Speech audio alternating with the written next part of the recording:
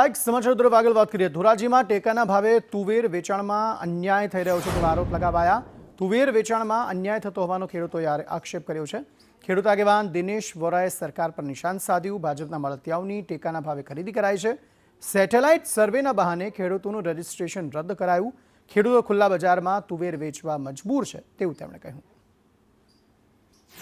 જ્યારે ખેડૂતોનો પાક તુવેરનો પાક તૈયાર થઈ ગયો અને લણણી થઈ ગયા બાદ ખેડૂતોએ ખેતર પોતાના ખાલી કરી નાખ્યા, ત્યારે સરકારશ્રી દ્વારા સેટેલાઇટ સર્વે કરવામાં આવ્યો અને આ સર્વે બાદ અનેક ખેડૂતોના નામો જે નોંધણી કરવામાં આવી હતી તુવેરની ખરીદી માટે, એ નામમાંથી ખેડૂતોના નામો હટાવી દેવામાં આવ્યા।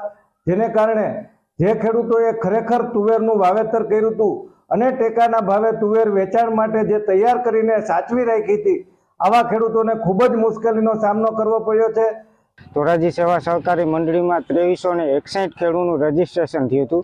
એમાંથી જે સેટેલાઇટ સર્વે થયો છે એમાંથી 800 ખેડૂતના રિજેક્શન થઈ ગયા છે, જેનું નામ જ નીકળી ગયું છે અને 961 ખેડૂત અત્યારે રેન્ડમલી અમે